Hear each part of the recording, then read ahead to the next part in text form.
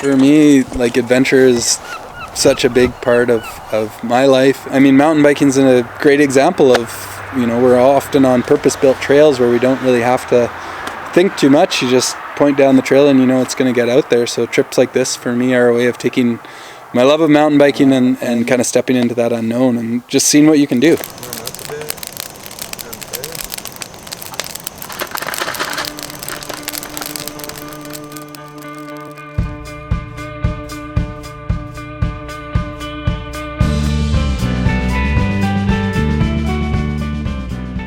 Picking who would come along, it's not something that necessarily anyone would be into, and you got to find people who are willing to do something that's maybe a little bit stupid and still have a smile on their face. It's official. The bikes are on the backs. What are we doing? Every day. My name's Chris Volkart, hailing from Golden, BC. The trip was based in the David Thompson Corridor, Canadian Rockies. 4 days, 5 nights, fully self-supported mountain bike trip. Always had this idea to ride bikes in the area. Had some time on my hands and started looking through maps, Google Earth, and just linking together where I thought the good riding would be. Yeah. And then this is the middle valley we'll be in, and we're just kind of going to do a big circle of that and then come back out down the climb. We're going to go up the left and around the top? Or? Yeah, definitely there. And this is like super gorgeous because if you can see here, there's the Resolute Glacier up here. So this whole wall is just like all these beautiful waterfalls coming down. Wow. There's like definitely there's definitely no bushwhacking. So.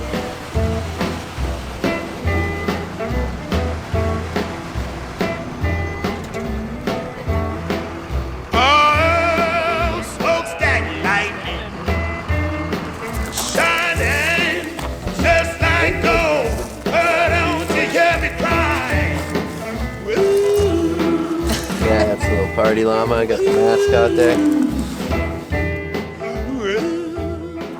Where are we going today, Chris? Right up there. Up to the left through the berm, into the low saddle. Over to landslide. So my name's Logan Hurd.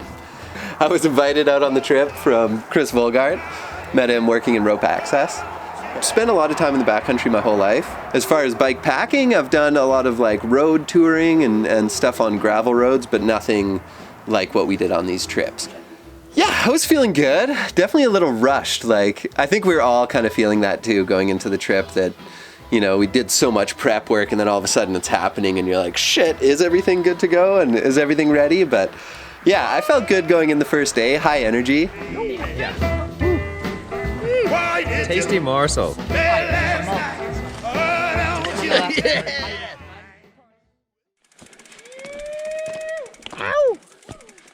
Jobbo, the awkward Australian who's just come along. So, rope guy. It just seems you had to be a rope guy to go on this trip. Just from camping, I'd done a couple multi-day camp trips as a teenager, and bikepacking, I'm super green. I thought I was feeling good until we started pedaling. As soon as we started pedaling up that first hill, I was instantly at the back and just like dragging. It feels like my legs were of lead, and I don't know what it was. It just felt flat. Just struggled from the get-go. We're on the hike. We're almost out of the tree line. Getting higher up. It's getting colder. Oh, the bikes are heavy. So much food, so much water. I'm looking forward to some descent. Oh, dangerous. My name's Cheryl McClory. I worked with Chris Volkart and Kirk on a rope access job, given that I'm a rope guy as well. Yeah, I basically only have camping experience at festivals when I was a young whippersnapper, so I would not say that I am equipped for the backcountry at all. Just kind of getting outside always comes with a bit of anxiety, which I have to always push against. But I always know when I push against it and get out there, I just have the most incredible time of my life. So I just love putting my bike on my back. I really enjoy the whole experience, as hard as it is. I like the process of just putting one foot in front of the other. It really energizes me knowing that I'm capable of carrying my bike on my back. It makes me feel strong. You've got a taste for the cunning And then the descent on the other end was definitely something I was concerned about. I'd never done this route in that direction before, and I didn't really know how the descent was going to be, and it surprised me in a good way, and I thought it was kind of going to be a little bit chunkier scree and less rideable, and we'd kind of have to stick to the established hiking trail to ride out, so it ended up way better than I thought it was going to be. So. We're ready. Enjoy the ride.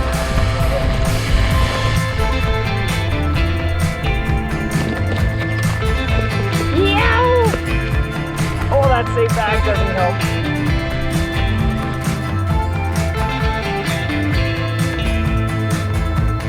Also pretty unsure of what it was going to be like to ride scree with fully loaded bikes and big bags on there and everything. And yeah, I think that first day was a good we got to ride a little bit of scree, and it kind of reaffirmed that it's going to be super fun to ride with fully loaded bikes, and that we're going to be able to handle it. So. And then as soon as we point the bike downhill, like stoked, happy, and just get some zing going again. But on the ups, I'm weird. Yeah. I guess that's just a weird thing to accept, that people just walk way better than me. It's just such a different feeling having the big seat bag on, but instantly it's just this different style of riding that I've never experienced. It's it's like riding power. It's kind of floaty, it's kind of loose, but there's still a lot of control and a lot of traction to go along with it. Oh, it's snow. And it's just wide open. So you just totally pick your line. There's no constraints. If you want to go chase off one side and try to catch the ridge, or, stay in the valley, we did both of those on that descent. We rode the ridge for a bit, and then we tucked down in the valley, and it was almost like those old school snake runs where we're snaking up either side the drainage ditch going on the way down. It's just why it's such an interesting style of biking. Yeah! First peak when we got up to there, and you're just sort of cresting up, and then you're looking down onto this landslide lake, which, by the way, looked like a painting. It didn't look real. It was so blue, the lake. The mountains, just that time of day where the shadows were creeping across the mountains, looked absolutely epic. But yeah, never ridden the scree before. A bit nervous about it, wasn't sure how gnarly it was going to be. I was definitely a little tepid going down that first scree descent, but once you started getting into it and moving the bike a little bit side to side, it was just, such freedom. Funny, following the kind of ski lines, and then I saw Kirk going down. He's just standing really tall, just all the way down. Chris, what's the plan? Yeah, just gonna shred a little more scree down to Landslide Lake. We'll be spending the night there. Oh, looks so good. Yeah. Holy shit, he goes fast. First campsite was great. Landslide Lake, I had camped there when I was little before, so I was kind of excited to get back to that same spot, and yeah, it was beautiful, really nice camp spot, and I think we were a bit worried it was going to be busy too, and it wasn't at all. We had the place to ourselves, so that was sweet. I hit the wall hard. As soon as we hit that scree descent, and then we finally flattened out, and there was the last little pedal into camp for day one. You did it. I'm proud of you. I was struggling. I was having a lot of trouble. Just no energy, just really flat, just toast. Holy shit, I'm so tired.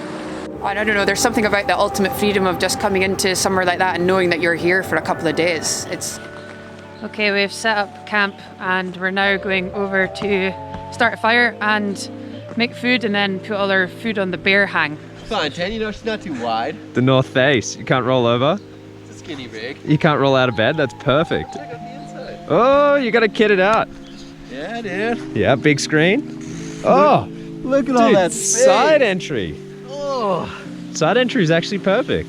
We rocked the tarp. That's, I think some people get a little nervous around tarps, but it's something that I've used a lot, and it's really versatile, really light. I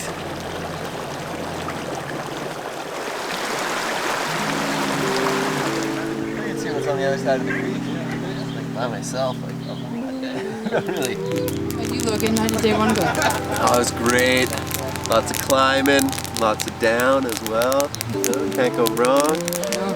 Is that, you've ridden the scree before? Yeah, but just once. But today was the most scree I've ever ridden. Slashing. It was sick. Well, the pontoon's alright. Oh, that's So natural. Getting down to nature. The bear hang that we got was like a new addition that I hadn't seen before, and that was pretty cool to see more infrastructure going in the area. So, an interesting thing that's been happening to me since I've become a husband and a dad.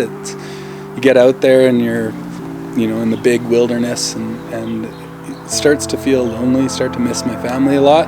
It's not something that in my younger days really affected me much. Honestly, the first night there was a part of me that was like, just wanted to get out of there and be home and be comfortable again. And so maybe I'm getting old, maybe it's just that little boy that's at home waiting for me, but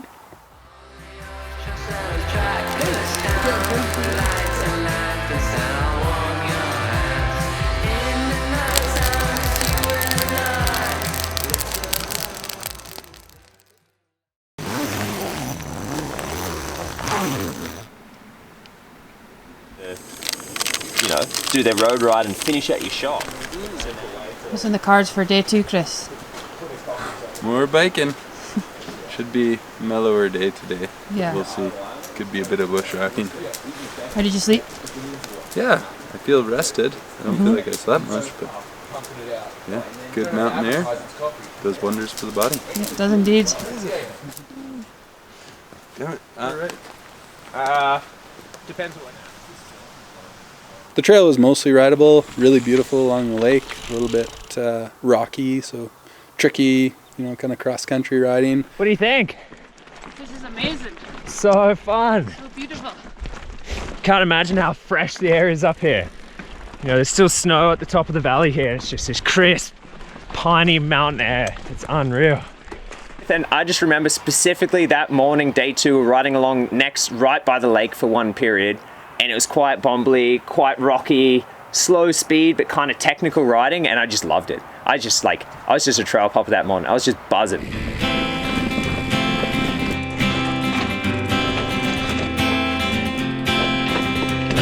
that seat on my ass is scary.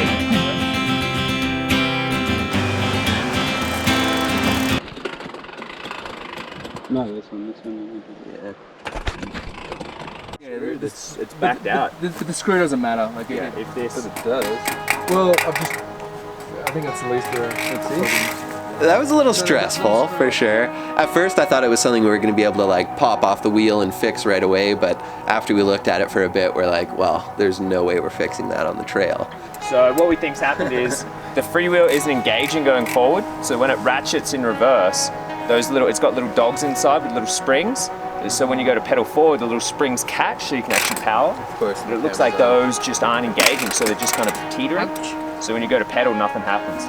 And also we lost a screw out of this hanger, so that was floppy and loose. So it's kind of 2 drivetrain issues have compounded together here. It's all over. And I think everyone was pretty worried we were going to have to call it a trip right there and start heading down. But I think we all knew that Kirk's a total beast by that point, and I feel like if anyone else had the same mechanical, we probably would have been like, maybe we should head down. But because it's Kirk and we know he can handle it, we kept pushing, and and we decided pretty soon after we had this mechanical that we're in it together. all right, game time decision. We're going up to the lake we planned on today. Gonna see how it goes. If it takes us the entire day, we might just turn around and head back. But if not, we're gonna keep shredding the gnar. Shredding the gnar.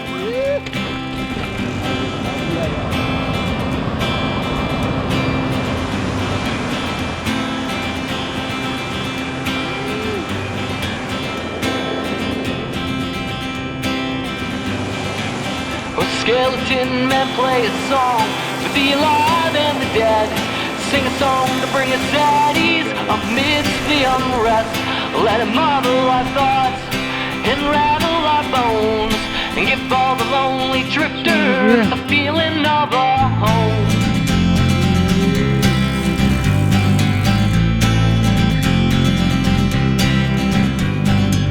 Sing a song for where they've We're just in this final little push to find the campsite, and I am bagged. Shoulders, calf muscles, heels, tendons.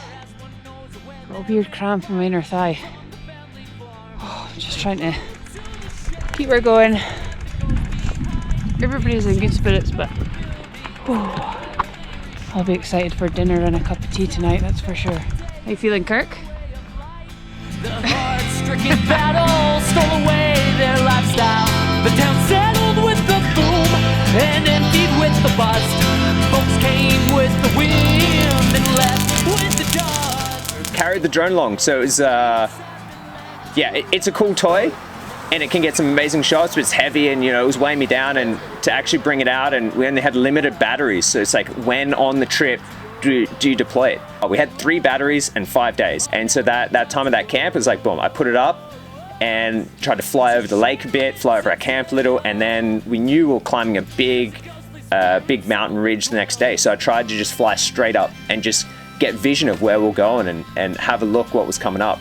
The shots were unreal, and it's just a lot of pressure, after you're carrying it around and you have limited flight time, and try to put it up at the perfect moment. And awesome tool. I'm glad we brought it along. Skeleton man, bang those pots and pans, set the tempo for the night song and dance. Sing out the ballads of yesterday, and we will join into the welcoming melodies of those familiar tunes. 'Cause right here is where we belong. We are at home when we're singing along. We'll wrap ourselves under a blanket of comfort tonight and keep it folded inside for every campsite. It's like just where a mouth gun, it's like 10 times. Day 3, basically, bikes on back right out of camp, which I was a little concerned with the energy from the crew. That on day 2, people seemed pretty tired, and it was another big hike-a-bike, and just kind of straight up out of camp, no warm-up. I wanna see you in the mountains. I wanna see you when the breaking day is sounding. You gotta go, it's alright. But I wanna see you in the light of the morning day. We saw a bunch of sheep. I almost said goats. Goats and sheep, we live where the mountains are steep. Goats and sheep, sheep and goats, climbing high, we don't need your ropes, nope. 3, 4, 5, 6, 7, 8. Always super exciting to see wildlife, especially when you're a big noisy group traveling through, and Yeah. you have to like climb or rappel down into the notch, and it's like super exposed because it's like you're climbing down to the edge of the cliff. Like if the ridge is like this, the notch is like kind of there, so you get all Super challenging. That was a really hard slog for me. That was harder than it looked. For anything? Thank you. Finally punched the top at the back of the group, and unbelievable views. Any feeling of discomfort or tiredness just absolutely dissipates when you see that landscape. And all the guys were there, and we were all having a bit of a moment, high-fiving and just enjoying where we were.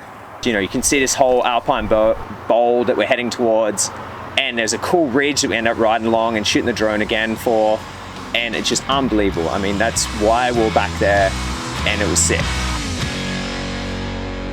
And when I get the same reaction, I know this time's gonna give some satisfaction. You gotta go, it's alright. But I wanna see you in the light of the morning, hey.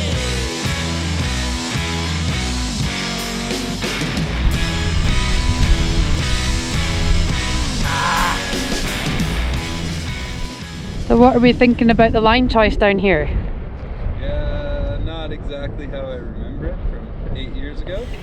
Yeah, so I think for me, when we got to the top of that pass, that was going to be the descent of the trip. That was going to kind of be the riding. In my memory, it was like very clearly rideable, and when I got up there, it was just looking all around and being like, are we in the wrong location? And I'm double checking the maps and just like, no, this is where we should be. And it's a little bit steeper than I thought. Looks like we might be doing a little bit of survival riding to get down to the more reasonable riding. And it was steep. It was really steep. I didn't expect that, and I was definitely disappointed and kind of like feeling the burden of hyping that up, and then maybe disappointing everyone else. Yes, the fabled best scree in the Rockies turned out to be this pretty steep, pretty gnarly. that whole alpine bowl down there just looked so compelling that, you know, it was like, well, fine, we'll just scooch some of this point and we'll find some other epic descents in the area. Got to lay our eyes on the best scree in the Rockies. And looking at it at first, I was like, fuck, like, I'm sure Brendan Semenuk would shred this, you know, but... Yeah, I mean, some of the crew impressed me with some pretty rad riding in the steep stuff. We all kind of walked or kind of like 1 foot down, traversing down the initial part, which was really steep. For us, it was a little bit intimidating, even kind of scary to walk down, really. It was way steeper than it looked. And with a heavily, like a fully loaded bike, you know, days walk from help, you take on a different mindset. Pretty tough to actually choose a good line, and we did actually take some different lines kind of going into there. I was a little bit concerned that some of us might ride and get like a little too buck and maybe eat shit, but yeah, which did happen, but it was okay in the end. But yeah, intimidating slope, but I think we handled it well and even got to do a little bit of riding in the end to get back down to the meadow.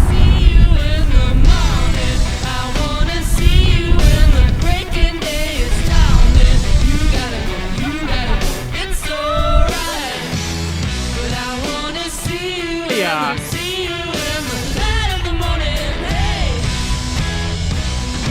Best gear in the Rockies. Best gear in the Rockies.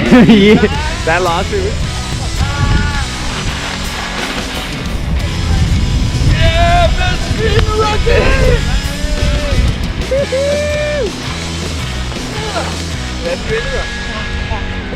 Rockies. Made it! Fun.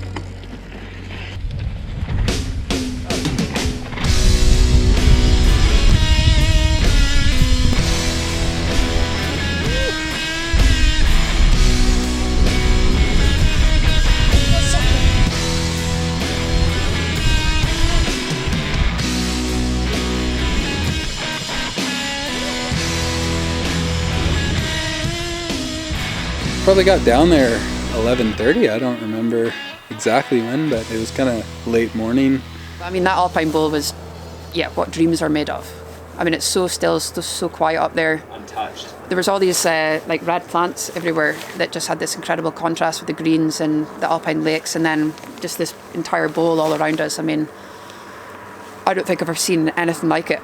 So it's all like this mossy, heather, squishy ground, and we all skinny dip in this little pond up there and just lay out. The sun just punched through. Even though we're up in the Alpine, it was just this tremendous evening. You know, when you're in these backcountry trips, you're just charging all day long. Finally break into camp, cook dinner, eat, and you go to bed. And this time we like got there quite early. Now what?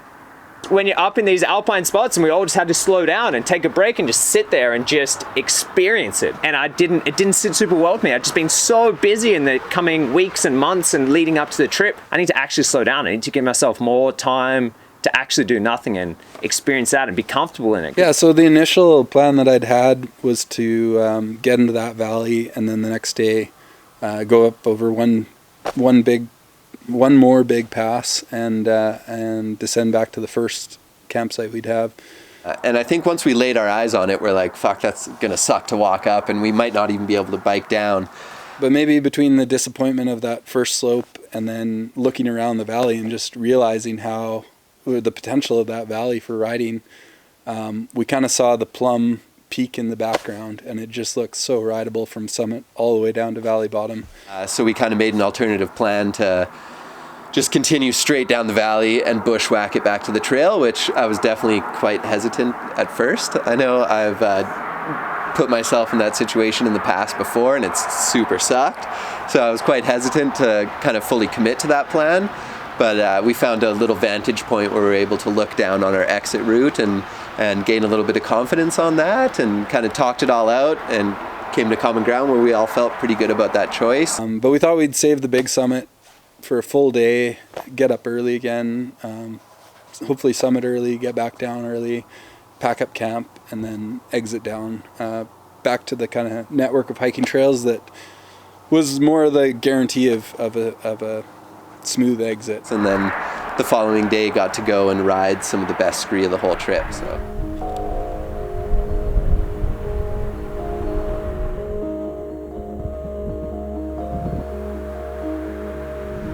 So we set up camp in this absolutely stunning alpine meadow last night, and we've decided that we're going to go and search for some more scree here.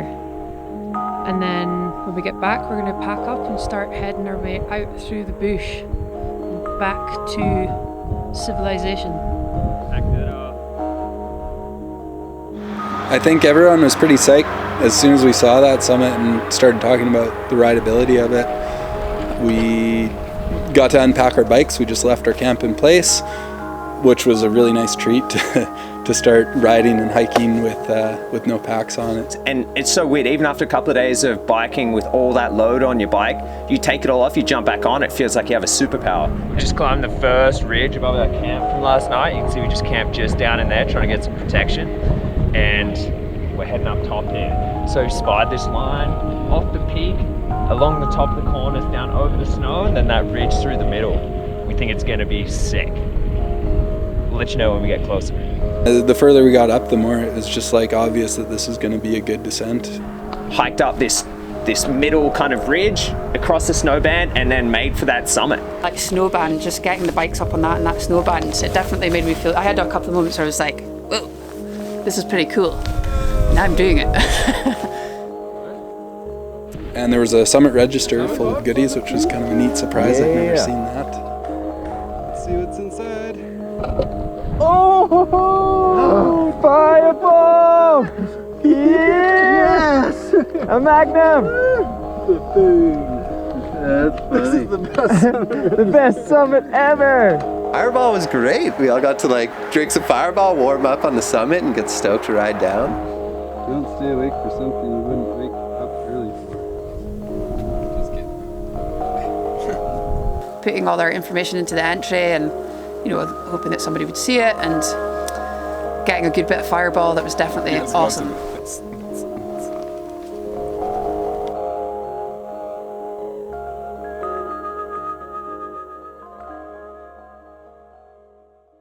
It was unreal. It was, you know, the kind of lines you'd hope to ride going up to these remote places. And yeah, I mean, that whole landscape was just like, this is what we came here for. This scree couldn't be any better. Like, there's just an epic descent. We're going to shred this. Everybody can do it. It's going to be super cool, and, you know, get the drone up and get the shot.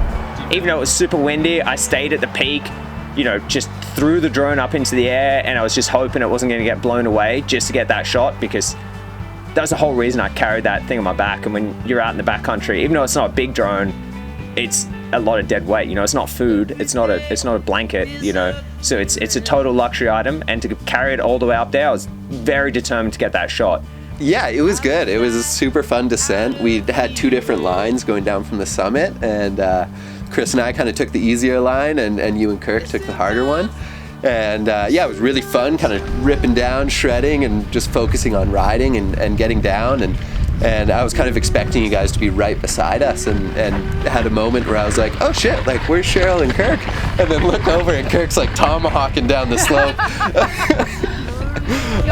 So yeah, that was exciting, but luckily he was all good, and we kind of regrouped and then ripped it, and the drone footage was awesome, and yeah, it was such a fun ride. And I think I'm really stoked that we actually got like a proper summit on the trip, and yeah, the riding was all time. I'm riding sideways!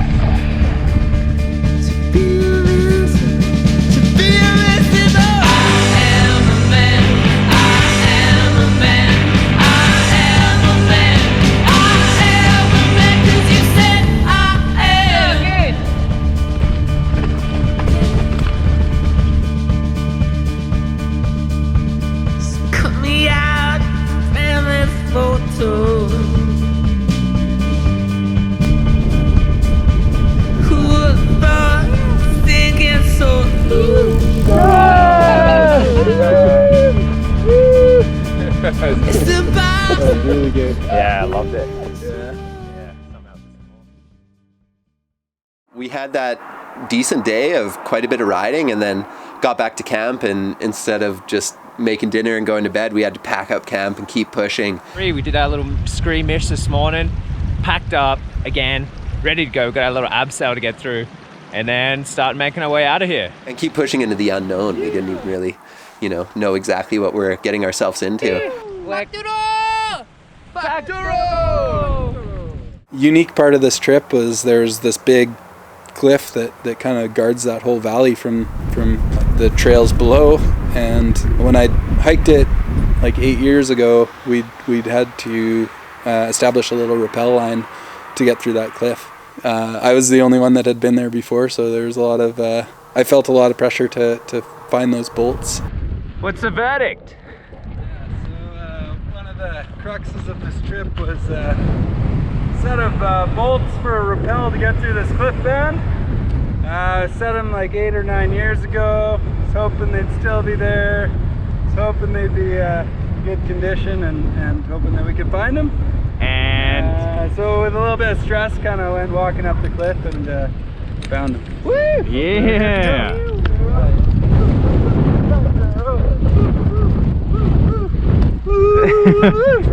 We're going home! Chris had thugged this huge rope along with him, which, what a beast. I'm glad I didn't carry it. And then we found these bolts, and then we had to, I've abseiled a lot, obviously. Professional level 3 rope access technician.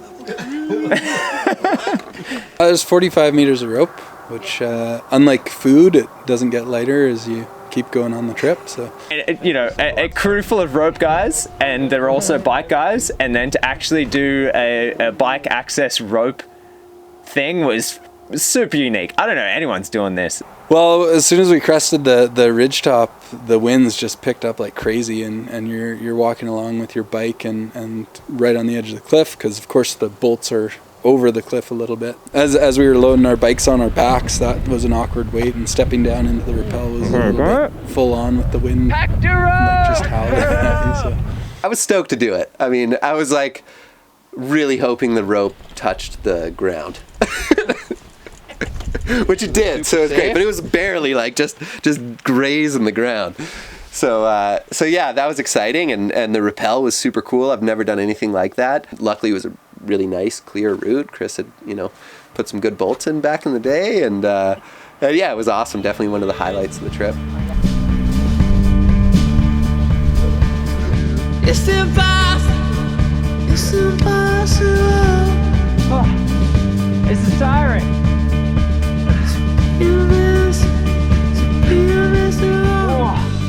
Yeah, that's the thing. Like, I'm a level 1 rope access technician, but I have no real climbing experience. So the whole setup was like a climbing harness and like a different rope system for me that I'm used to, and it was really exposed up there, very windy. So I was a little nervous. I watched Logan go down, and then I was like, okay, right, I kind of understand what's going on here, and then watched you go down. And as soon as I got locked in, like any time you go on ropes, when it's exposed or high up, you just get locked in, and then you're on the rock and you're like, I can do this and understand how it's working.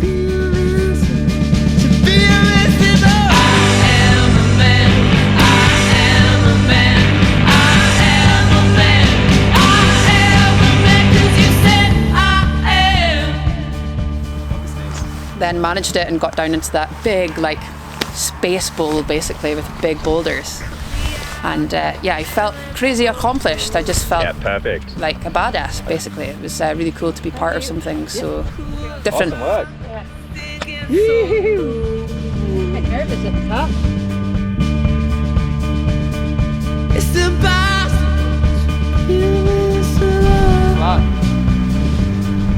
And we got down the gnarly mountain bike backpack abseil, and we're just moving our way out down this valley now. It's super rocky, super loose. Just up beside me, you can see where we come from. Abseil was up there, so now we're just heading straight out. So we're almost at the end of this valley. We're going to close the loop back on a trail we've already been, but going the other way, and on our way back to Giuseppe. Probably one more night along the way, then we're home free.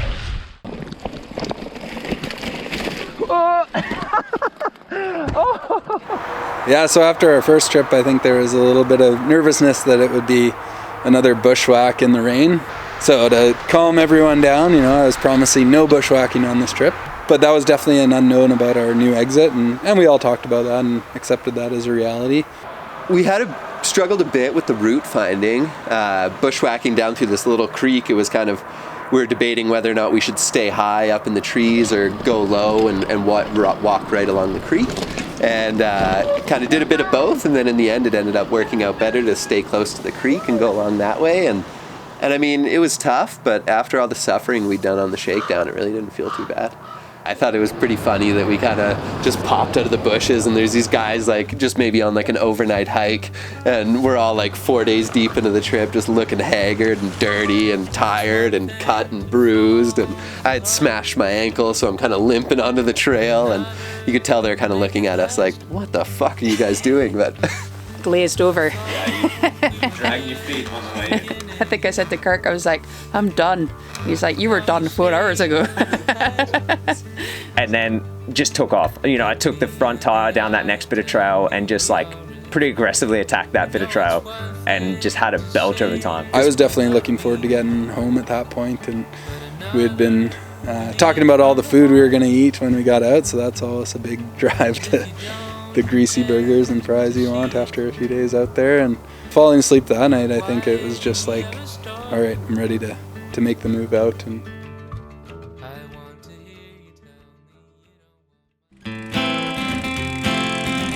Last day. There's always time to move. Are you excited? We're packed and ready to go after our 4th night camping, and lips are a bit chapped, feeling a bit fatigued, acting a bit stupid, but we're ready to go home. The psych is high.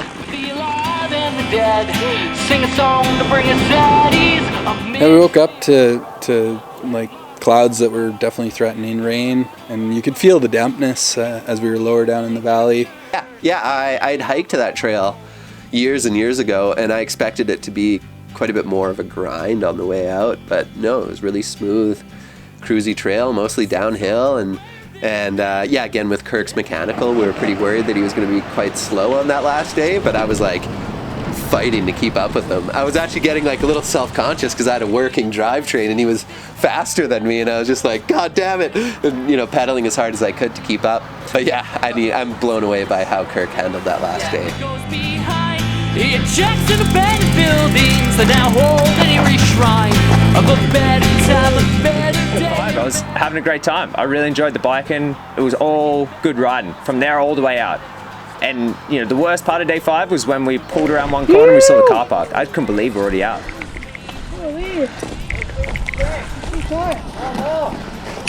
Actually deflated. I was so bummed we'd got out. I just wanted to ride that same style of terrain for like hours to come. I was definitely gutted it was over. I couldn't believe we'd done it. I couldn't believe we'd done this 5-day trip. Are now left up to us to share it, to tell. Big feeling of accomplishment. Definitely opened the beers as quickly as possible.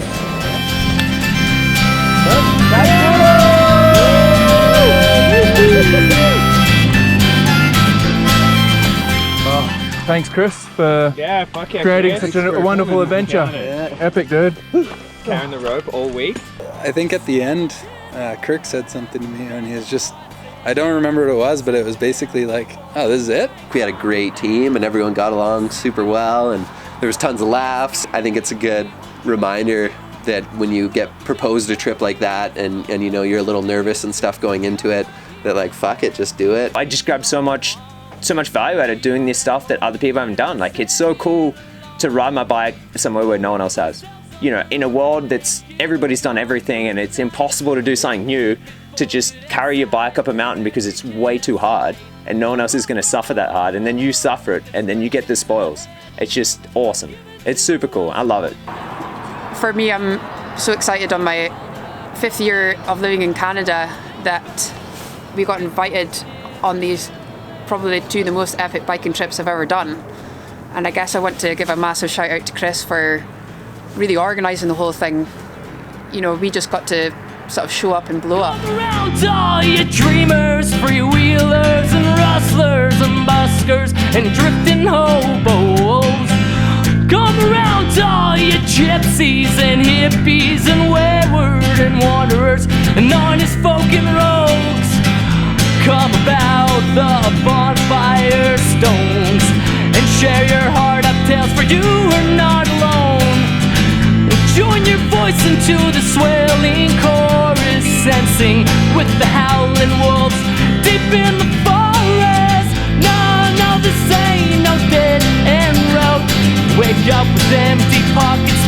company of wealth. Even though our compasses cast us off upon our separate ways. So long, skeleton man, until we meet again. Until we meet again. Put more pine needles on the hat. You gotta be looking good. Yeah. Makeup. Yeah.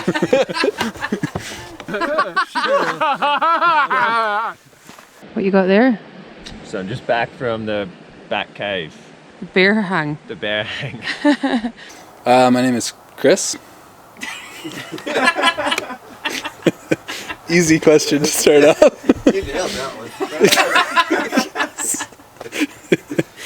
Oh, horrible. So Kirk, how do you think day one went?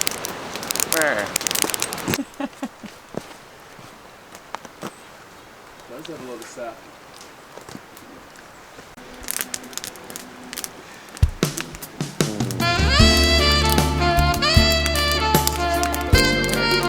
It's a rubbish spot to stop though. It's fucking so ugly up here. Yeah, it's disgusting. Oh, Gross. I mean, it's nothing like the lakes in Australia. Nah. Any dickhead knows that the most beautiful lakes in the world are in Australia. Ah, there's not even any. Little cafe, right? That's why the coffee's so good. Yeah. There's not even any crocs here to eat you. No. Can you huddle in a little closer? All of you? It's good. Yeah. Kind of pushed up there and yeah, found that summit register and yeah, I've been looking for Magnum condoms. I mean, they're hard to find in the shop sometimes, so I was really stoked that there was a condom that actually fits me in the summit register. Whoa, not too sexy. Oh no, sexier please. Anything else? Like, do you want to elaborate on that? I'm slow and weak, and I like to complain. So we did mushrooms.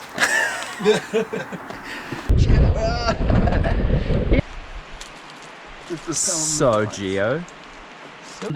The psych is high. It's a classic moody morning in British Columbia. It's not even British Columbia, it's fucking Alberta, eh? Fuck me, mate. Is there anything larger than that? Yeah, I mean, personally I felt discriminated against. I don't know what I'm going to do with an extra large Magnum condom, but maybe I'll find somebody who can use it. Maybe. Maybe one. Maybe. Keep looking. I think we're just at a camp now.